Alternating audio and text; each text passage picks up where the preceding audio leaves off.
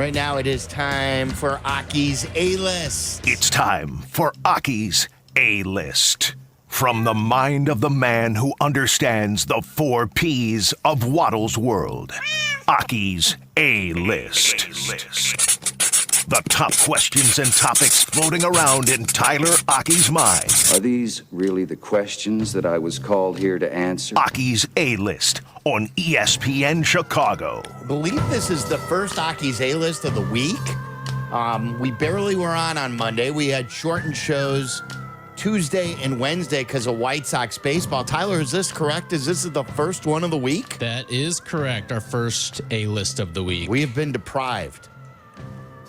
All right, so let's start with a little bit of football today. There were 2, and this is kind of feeding off of what we were talking about yesterday with Marvin Harrison Jr. Brad Biggs put in his mailbag earlier today what it might take to move up and get Marvin Harrison Jr. He said you might only need to give up one of those second-round picks from next season, but there is a chance that you might have to give up both second-round picks from next season along with your first-rounder this year if you want to move up to 5 or 4 to potentially get Marvin Harrison Jr. And then Jordan Reed put in a piece on ESPN.com today that an NFC area scout said, I'd be shocked if the Bears make that pick at 9. Ryan Poles loves to move around and build through the draft, and that roster still needs help in some spots. So if I told you today that the Bears will not be drafting 9th overall, is it more likely that they will be trading up or trading down? I would say trading down, meaning adding picks. Like if you're giving me the bet to make that it's either one or the other, I would go down. That's the safe play. I would think a sports book would put that at like minus money, and the plus money would be on trading up. I think it's such a top-heavy draft this year, and there's so many quarterbacks. Like, you can get a guy at 9 more than likely this year that you probably couldn't get in other years where there weren't so many quarterbacks that were going to be drafted high. And that's why you would stay at 9. That's why I think that it's the most likely, result is that they pick someone at 9. Look, I like recouping draft capital. I like it. But I also like knowing that I get a star that you're pretty certain about.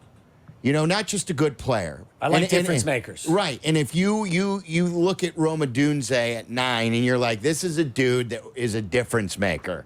Harry Douglas was talking about him on Get Up today and just was showing highlights of him. And a lot of people believe that. And like nothing's 100%, believe me. Trading back lessens that. It continues to go down. And yes, you get more swings, but you also have more opportunities to not get as much of a difference maker. I think that's a great point, and I think there's less risk at 9 this year compared to other years because of what we've discussed, because of the quarterbacks, and because there is a lot of talent at the top half of the draft. So I would advocate for them eliminating some of that risk by picking as high as you can without giving up other currency, which to me means, in simple terms, stay at 9 and draft a guy that can be somebody that contributes quite a bit as a rookie. To add one of those blue chip guys. What's interesting is if 4 quarterbacks do end up going, like it could be a no-lose situation because you've got those 3 wide receivers, you've got Joe Alt, or potentially the first, defensive player. Right. Like you could Dallas Turner. That's the worst case. If 4 quarterbacks go before your 9th pick, the worst case scenario is one of the 3 wide receivers, Joe Alt, or the first your choice of the first defensive player, which is pretty appealing. I ask you, of those 3 positions, which position could have the greatest impact early? Or maybe overall? Because think about the wide receiver, and I've been a fan of them drafting Roma Dunze if he's there. But you still have DJ Moore. You've got Keenan Allen. It is a wide receiver position where one guy's not going to get everything, as opposed to a defensive end or even an offensive tackle. Which guy has the ability to have the best or greatest impact? Are you saying if you've graded them all equal? Yes. So if they're all graded equal, which position would you prefer? Are you going to get more bang for your buck out of a pass rusher, Right. the best pass rusher in this draft, Well, right. or one of So- the top 3 receivers, Right. or arguably the top tackle or second best tackle. So I know it's a deep draft for wide receivers, and I know that I've got Braxton Jones at left tackle and Darnell Wright at right tackle. So I would say I know I don't have another an edge rusher at the other side of Montez Sweat. So it's that. And it's an edge rusher to begin with. Yeah, and you need two. Think about how important edge rushers are. Yeah. And I if you know I have need- if you have your pick of the best edge rusher Yeah, in this the year's best, draft, yeah. and they decide to go that route, I don't know how I could be. You can't against argue. it. No, again. We're not going to be the New York media and say you got to shoot him if they don't draft this this Right. guy. I think the other, in terms of the receivers, like think about there was that run on receivers in last year's draft. It went Jackson Smith and Jigba, Quentin Johnston, Zay Flowers, and Jordan Addison. JSN and Quentin Johnson walked into their situations as the third receiver, like whoever is going to jump into this situation will be with the Bears. And Zay Flowers and Jordan Addison jumped into their situations as the first or second receivers. Who had the better years last year? Jordan and Addison. And yes. Zay Flowers. Yes. Yeah. So I think that kind of gets to your point about if you were to draft a guy at 9 at the receiver position versus some of the other positions there. All right, so the Bulls may have to do a little bit of negotiating with Billy Donovan because Scott Drew, it came out earlier today, has officially turned down the Kentucky job. And now Billy Donovan is the hot name in Lexington to be the next head coach. In fact, Bovada put out the odds, and Billy Donovan is currently the favorite at plus 175 to be the next head coach at Kentucky.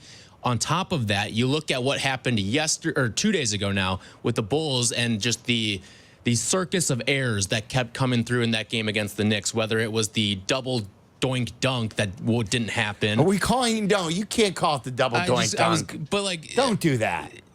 it was just as bad. Or maybe it's the It double was dunk just- No, doink. it wasn't just as bad. But in terms of like how embarrassing, dare you? if you No, take I'll out, hit it. That's better. The double dunk doink. The double dunk doink. and then Billy Donovan was just getting frustrated with Torrey Craig. He got a technical later in the game as well that he was none too happy with. If you're Billy Donovan, are you looking at the situation you're in and saying, "Hey, Kentucky actually might be better"? Yes. This is the, like, it's an old reference, Shay. This is the Monopoly game, get out of jail free card. This is everything you could have ever asked for. It is not a college job. It is the college job. And it is a high-paying job. You are on the road to nowhere. You are stuck in an NBA jail with the Bulls. And here is Kentucky desperate. And I know you may not want to go back to college. But again, you are not just going back to college. You're going back to Kentucky. You're going to Kentucky. He can have a greater impact at the collegiate level than he can the NBA level because he's making all of the decisions in Kentucky. You're having zero impact with the Bulls. Right. The Bulls are on the road to nowhere. And if I'm the Bulls, but the Bulls won't do this because they're owned by Michael and Jerry Reinsdorf, this should be the start of a clean break from the whole regime. Like this should be motivation if Billy leaves to not let AK hire another coach, but for you to find a new front office. Start over. So go get Bob Myers. And if you don't want Bob Myers to be your general manager, make him your president. Make him hire the new young up-and-coming general manager, who then both of you guys hire your new coach. He could be your Sounds president. like a plan. Yes. Your VP, you get your general manager, and then do business differently. Chart a new course. To extend your Monopoly metaphor, Sylvie, it's not just a get out of jail free card. You also get the deed to Kentucky Avenue if you're Billy Donovan. If you go ahead and take What's that this. job pay? Like eight mil a year? I think you name your price right now. There was a report out there that Hurley had an offer for 8 years, $100 million. Like that's SEC football coach money. So right Nate there. Oates said no. Hurley said no. Scott Drew. And now Scott Drew said no. And now this is a guy who's won 2 back-to-back championships at Florida in your conference. And you've been rejected. You can name your price. Like, I know Billy has said he doesn't want to go back to college. This is getting out of NBA hell. Why is Kentucky? Why are they getting no's from some of these coaches? Well, I think They- some of them are getting raises, and just like situationally, They're in good jobs. They're in good jobs right now. Like, But if Kentucky is the holy grail of NCAA basketball, wouldn't someone take it? but if you're Nate Oates right now, you're. I've seen a lot of like way too early top 25s. Alabama's projected to be number 2. You just went to the Final Four. You've got every resource in the world now down there because football brings in a ton of money. Now basketball is, in all likelihood, bringing in a ton of money as well. Why would you leave? And like Baylor, like Scott Drew, he's came out and said today, like his family played a huge role in all of that. He's happy where he's at. Yeah, he's Yeah. happy where his feet are. And Why would you leave? I said this to you guys the other day. Why would you leave UConn where you've won back-to-back and you are king? It's a good question. the only reason would be if money could really sway you, and it clearly looks like money cannot sway Dan Hurley right now. Also worth noting, Seth Davis tweeted this out a couple hours ago. Billy Donovan could say definitively and unequivocally that he will not coach at Kentucky next year. He has not said that. Carry on. So I feel like the longer this drags out, Right. and the closer it gets to the end of the NBA season, the more and more likely it is that Billy Donovan will make the Well, jump. we're 3 or 4 games away from that. Right. Yeah, So- he's just waiting for the play-in game to happen and resolution for his season. So would you put money on Billy Donovan taking the Kentucky job? I wouldn't put money on it because he has said that he doesn't want to go back to college. But if I were him, this is a no-brainer. But I'm not him. People have talked a lot about how, these guys won't go back to college now. I don't think that college is a worse job in certain circumstances as the NBA. And they always say, like, you got to recruit your players every single day. You have to do the same thing in the NBA. You got to make every single player happy. And if not, they're going to request a trade. It's the most player-empowered league in all of sports right now. It's not like football. So, and in basketball, sure, you got to recruit your guys every single day.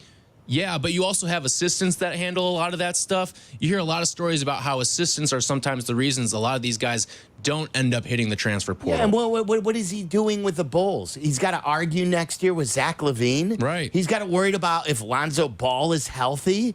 You got to worry about dancing Dalen Terry. And in college, a player cannot get you fired. In the NBA, a player can get you fired as the head coach. I don't know what the motivation is for Billy Donovan to stay here. Where are you going here? Can I squeeze in one quick baseball one? Kyle Hendricks was roughed up again. 3 straight bad starts for Kyle Hendricks. What does his future hold with the Chicago Cubs? Well, I think we all know it's nothing past this year, but I am not hitting the eject button yet. Not yet. He's always a slow starter. I'm not telling you he's going to turn it around, but you can't eject on April 12th. You still, listen, it's 162 games. You're going to need 7 guys to start games for you this year. Yeah. It hasn't been good so far, but And if you want to skip him when you start getting healthier, when Steele comes back, when what's his name comes back and is pitching well. Tyon. Yeah, when Tyon comes back. But right now, like you need arms. And you need him to get healthier instead of just quitting. You don't need him to you have to hope that it gets better. But it's not good enough. We know that. yeah, it's been awful. 3 starts, and each start he's given up at least 5 earned runs. Yeah. And he knows it. He's Oh, yeah. embarrassed. Yeah. He's embarrassed by it.